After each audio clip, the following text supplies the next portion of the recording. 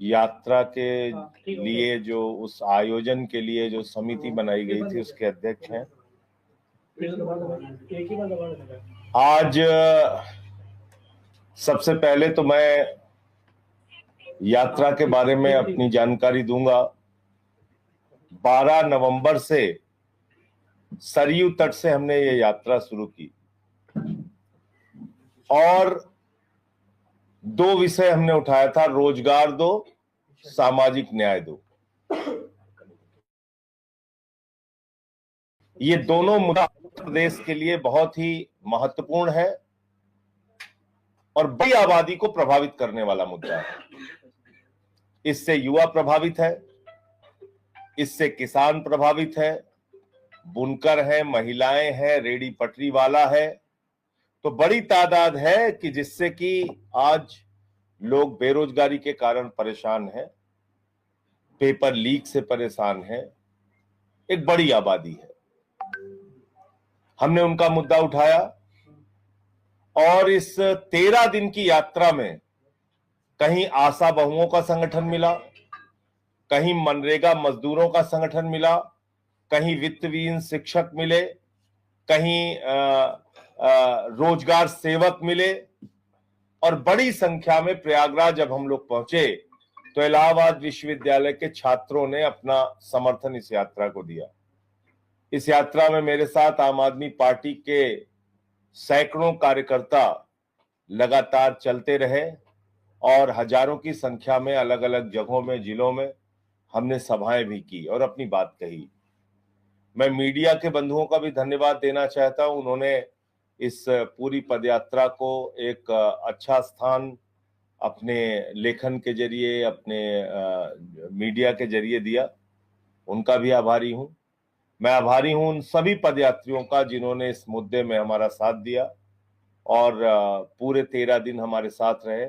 जिसने 1 किलोमीटर भी हमारे साथ चल के अपना समर्थन दिया, कहीं खड़े होकर अपना समर्थन दिया, फूल माला भेंट करके समर्थन किया, मैं उन सब का आभारी हूं। उन सब के प्रति आभार व्यक्त करता हूं। विशेष तौर से जो प्रयागराज विश्वविद्यालय के, इलाहाबाद विश्वविद्यालय के जो हमारे छात्र थे, उन सब का आभारी हूं। आज हमको ये मुद्दे क्यों उठाने पड़े और क्यों ये पदयात्रा करनी पड़ी? क्योंकि उत्तर प्रदेश में असली मुद्दों पे कोई बात नहीं होती। सरकारी स्कूल बंद हो रहा है, बंद होने दीजिए। अस्पताल के अंदर अल्ट्रासाउंड हफ्ते में 1 बार हो रहा है, होने दीजिए। मोमबत्ती में ऑपरेशन हो रहा है, होने दीजिए। एक्सरे कागज पे हो रहा है, होने दीजिए। यानी अव्यवस्थाओं को लेके कोई मुद्दा है ही नहीं है। पेपर लीक हो गया, होने दीजिए। नौजवान सड़क पे उतर के आया, लाठी मार के इनको किनारे कर दीजिए। और ज्यादा बोले तो मुकदमे लिख दीजिए, और ज्यादा बोले तो एनएसए लगा दीजिए। ये जो रवैया है कि एक तो आपको गुनाह पे गुनाह करना है और गुनाह को ढकने के लिए नकली मुद्दों को सामने लाना है और असली मुद्दों को दबाना है। इसलिए हमने ये प्रयास किया पदयात्रा का कि बेरोजगारी मुद्दा कब बनेगी, सामाजिक न्याय मुद्दा कब बनेगा। आज उत्तर प्रदेश में जिस प्रकार की घटनाएं हो रही हैं, कहीं एक बुजुर्ग को पासी समाज के उसको मंदिर में पेशाब चटवाई जाती है, कहीं कथावाचक का सिर मुड़वा दिया जाता है, कहीं हरिओम वाल्मीकि की मॉब लिंचिंग करके हत्या कर दी जाती है, कहीं सीआरपीएफ के जवान को घोड़ी पे नहीं चढ़ने दिया जाता है। अभी एक दृश्य मैंने देखा, एक कोई दलित समुदाय का व्यक्ति था, वो घोड़ी पे बैठ गया, शादी में जा रहा था, उसको पूरा एकदम इकट्ठा होकर धक्के मार मार के उसको पीछे कर रहे हैं। ये कौन सा समाज हम बना रहे हैं? मुसलमानों के खिलाफ नफरत फैलानी है, बुलडोजर चलाना है, उनकी दुकान मकान तोड़ना है, लेकिन प्रचार मुसलमानों का करके व्यापारियों को भी नहीं छोड़ना है, उनकी भी दुकान तोड़नी है। दलितों की झोपड़ी भी नहीं तोड़ना है, उनकी दुकान भी तोड़नी है। रेडी पटरी वालों को भी नहीं बख्शना है, उनकी भी दुकानें तोड़नी है। तो मैं सबका आह्वान करता हूं कि जिस प्रकार से 13 दिन की इस यात्रा में अपना समर्थन आप लोगों ने दिया, मैं सबसे अनुरोध करता हूं, विनती करता हूं कि ये अभियान हमारा यहां पे खत्म नहीं हो रहा है। रोजगार दो, सामाजिक न्याय दो का ये अभियान 8 चरणों में चलेगा, यानी कि ये पद यात्राएं 8 चरणों में पूरे उत्तर प्रदेश में होंगी। रुहेलखंड में भी होगी, बुंदेलखंड में भी होगी, ब्रज प्रांत में भी होगी, पश्चिम प्रांत में भी होगी, पूर्वांचल प्रांत में भी होगी, अयोध्या प्रांत में भी होगी, काशी प्रांत में भी होगी। तो ये अलग अलग उत्तर प्रदेश के जो हमारा प्रांत है, वो जो हमने अपने सांगठनिक ढांचे में बनाया है, उन सभी प्रांतों में 8 प्रांतों में ये पदयात्राएं रोजगार दो और सामाजिक न्याय दो की पदयात्रा होगी। और उसकी एक तारीख आप लोगों के सामने मैं आज ऐलान करना चाहता हूं। 25 दिसंबर से लेके 29 दिसंबर तक रामपुर, मुरादाबाद और अमरोहा, ये 3 जिलों को कवर करते हुए हमारी रोजगार दो और सामाजिक न्याय दो की पदयात्रा होगी। इन 3 जिलों के अंदर जो भी वहां के लोग हैं उनको हम जोड़ने का प्रयास करेंगे। आसपास के गांवों के लोग, बाजारों के लोग, वहां के शहरी, वहां के नागरिक, उन सबको इस मुद्दे से जोड़ने का काम करेंगे। और आह्वान मैं करता हूं, अपील करता हूं कि जो लोग इस बार की पदयात्रा में पीछे रह गए, किसी कारण से शामिल नहीं हो पाए, तो अभी आपके लिए 8 चरण है, मौका है। और पहला, अब अगला मौका जो है आपके लिए वो 25 दिसंबर से 29 दिसंबर तक है, उसमें आप शामिल होइए। और उसके लिए भी जो हमारा मिस्ड कॉल नंबर है 750004 0004 750004 इस नंबर पर आप मिस्ड कॉल देके अगली यात्रा के लिए 25 दिसंबर से लेके 29 दिसंबर तक जो यात्रा चलनी है, उस यात्रा के लिए अपना नाम पंजीकृत करा सकते हैं, रजिस्टर्ड करा सकते। कई लोग तो यात्रा में मिस्ड कॉल नंबर के माध्यम से जुड़े, यानी कि उन्होंने मिस्ड कॉल दिया, हमारे ऑफिस से कॉल गई और वो लोग जुड़े। कई लोगों ने, मैंने देखा कि सोशल मीडिया पे इसका बहुत सपोर्ट किया, सोशल मीडिया को बहुत अच्छा समर्थन उन्होंने अपना सोशल मीडिया पे पोस्ट वगैरह डाल के दिया, तो मैं उन सबका आभारी हूं। तो अगली जो यात्रा है वो हमारी 25 दिसंबर से 29 दिसंबर तक रामपुर से अमरोहा तक चलेगी। और इस यात्रा से जुड़ने के लिए मिस्ड कॉल नंबर हमारा है 750004 तो इस यात्रा में सब लोग जुड़े, ऐसा मैं अपील करता हूं। अब एक बहुत ही गंभीर और महत्वपूर्ण विषय है जिस पे आपसे बात करनी थी। SIR चल रहा है उत्तर प्रदेश में और देश के कई राज्यों में, और इन SIR की प्रक्रिया में अब तक 19 लोगों की जान जा चुकी है और इनमें से 19 दिन में 17 लोगों की जान गई है। अलग अलग, ये पुरानी रिपोर्ट है। 17 लोगों की अब तक जान जा चुकी है। 4 मध्य प्रदेश, 4 गुजरात, 3 बंगाल, राजस्थान, तमिलनाडु, केरल में 3 ऐसे, और भी 1-2 मौतें और हुई हैं।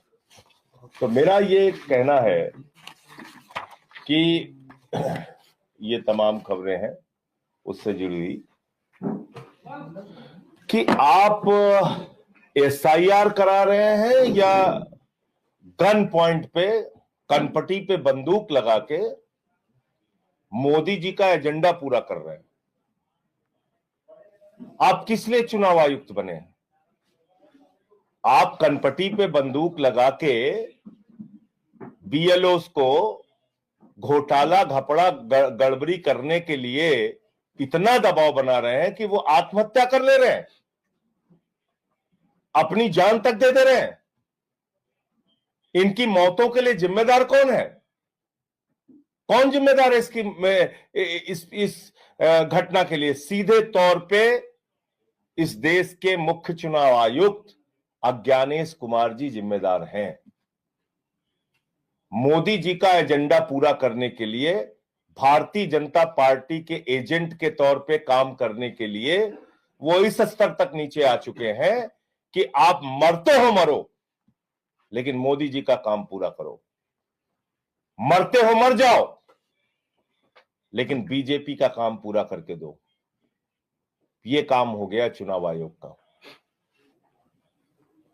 उत्तर प्रदेश में 563 लोगों को एसआईआर का शिकार बनाया गया अब तक, जिसमें से 181 आंगनबाड़ी हैं जिनको टर्मिनेट कर दिया, पूरी तरीके से उनकी नौकरी खत्म कर दी। इतनी तानाशाही में मत रहिए। कितनों को सस्पेंड कर दिया, कितनों को नोटिस दे दिया। उत्तर प्रदेश में हो रहा है, और किस नाम पे हो रहा है? कह रहे हैं साहब हम एसआईआर कर रहे हैं, इससे घुसपैठिया भगाना है। अब घुसपैठिया भगाना है तो बिहार में कितने नाम काटे आपने? 80 लाख। इसका मतलब 80 लाख घुसपैठियां हैं बिहार में। तो एक सागर वैद्य नाम के, मैं अगर नाम सही बोल रहा हूं, रिटायर्ड आईएएस हैं बिहार में, पति पत्नी दोनों का नाम काट दिया। विद्यासागर, पति पत्नी दोनों का नाम काट दिया। तब तो वो बांग्लादेशी हो गए, उनको डिटेंशन सेंटर में रखा जाएगा। तो ये 80 लाख लोग अब बिहार में जिनके जिनके नाम काटे गए हैं, सब तो घुसपैठिया है। अब इनको बांग्लादेश भेजोगे तुम। मतलब खुलेआम सीना ठोक के बेईमानी हो रही है इस देश में। इतने दिन से आप लोग पत्रकारिता कर रहे हैं, कभी आपने सुना 60-60 हजार लोग एक विधानसभा में वोट काट दिए जाए? सारी विधानसभाओं की लिस्ट पढ़िए आप, वहां पे पूर्णिया से लेके मोतिहारी तक, कहीं 60 हजार, कहीं 55 हजार, कहीं 50 हजार। क्या चुनाव हुआ है बिहार में? यही घपला आप उत्तर प्रदेश में करना चाहते हैं, गन पॉइंट पे, कनपट्टी पे बंदूक लगा के। ऐसी तानाशाही मत करो ज्ञानेश कुमार जी। संसद का सत्र आने वाला है और सरकार का जीना हराम कर दूंगा। मैं कहना चाहता हूं, जीना हराम कर देंगे हम लोग। ऐसी गुंडागर्दी मत करिए आप लोगों को मार रहे हैं। मैं मांग करता हूं, ये 17 बीएलओ जो मारे गए हैं अब तक, हत्या का मुकदमा ज्ञानेश कुमार के खिलाफ होना चाहिए। इनकी हत्या की है उन्होंने, ये उनके दबाव के कारण मरे हुए लोग हैं, अपनी जान गंवाने वाले लोग हैं। एक महीने में क्यों चाहिए आपको सारी डिटेल? ये एसआईआर का फॉर्म है, अभी आप लोग पत्रकार हैं, अभी आपको दे दिया जाए, इसको भरने में 3 दिन लगेगा आपको।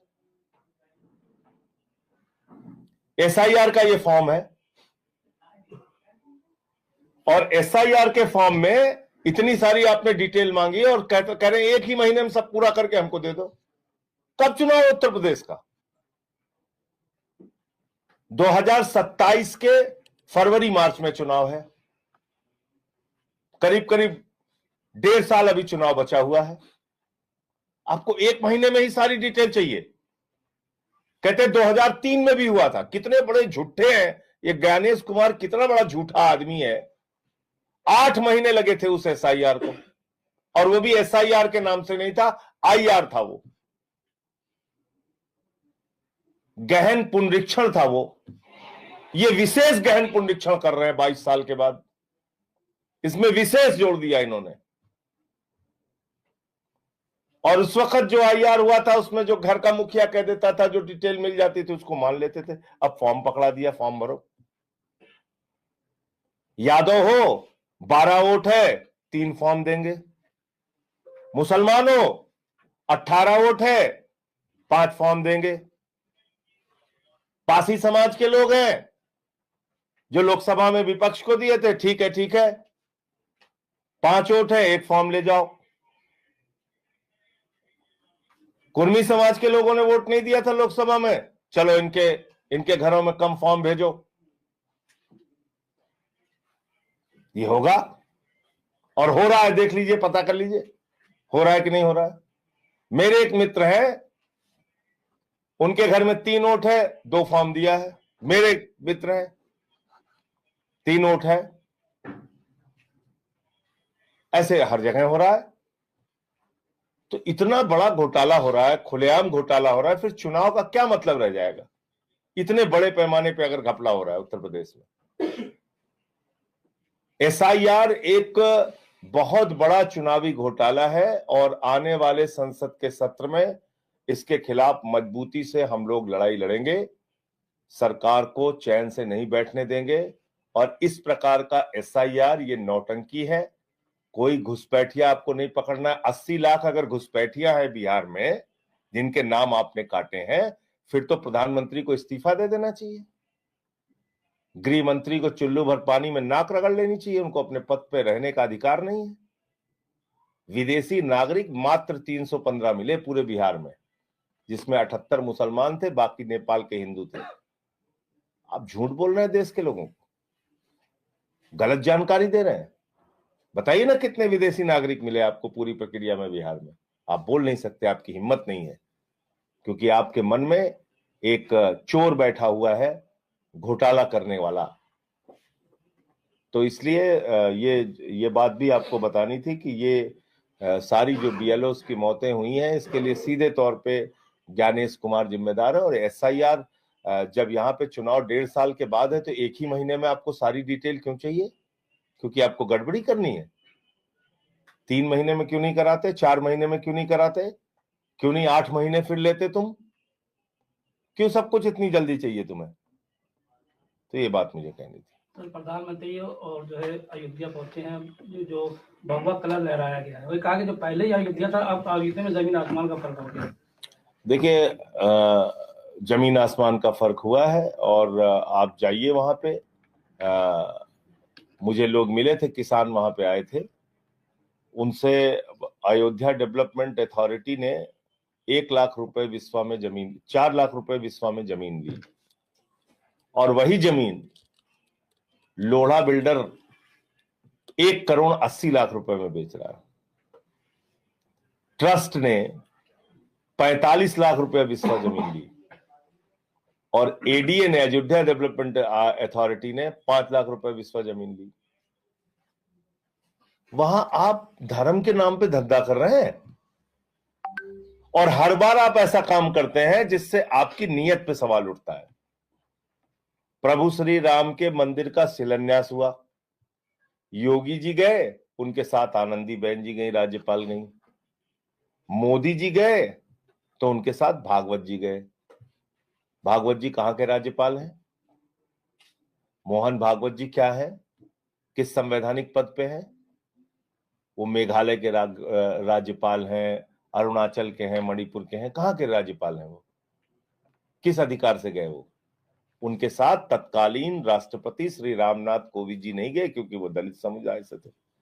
फिर मंदिर का उद्घाटन हुआ, योगी जी गए, उनके साथ फिर आनंदीबेन पटेल गई, मोदी जी गए, फिर भागवत जी गए। मौजूदा राष्ट्रपति श्रीमती द्रौपदी मुर्मू जी नहीं गई, क्योंकि आदिवासी समाज से हैं।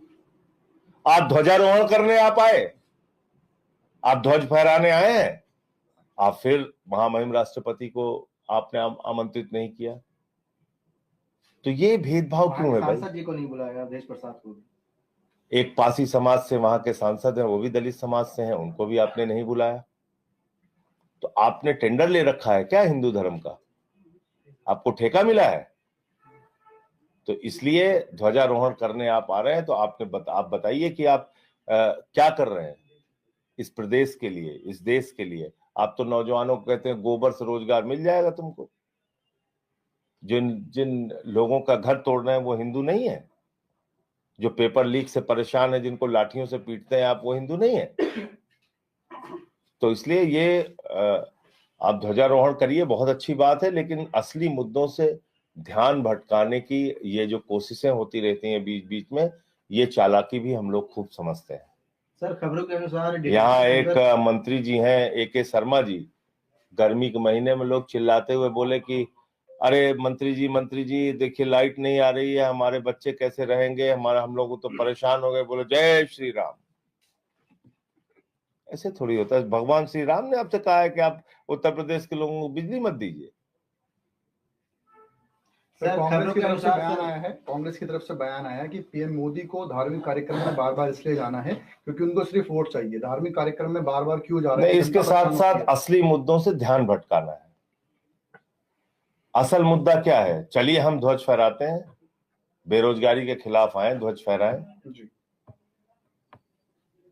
अशिक्षा के खिलाफ। आप बच्चों का स्कूल बंद कर रहे हैं, मिड डे मील में नमक रोटी खाने के लिए दे रहे हैं, ध्वज आप फहराइए, अच्छी बात है, पूजा अर्चना करिए, लेकिन इन सवालों से बचिए मत आप, मेरा ये कहना है। सर, खबरों के अनुसार डिटेंशन सेंटर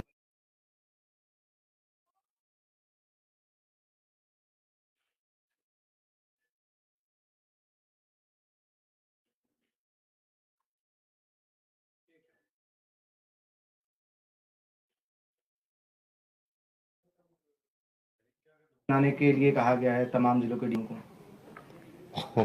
तैयार के कारण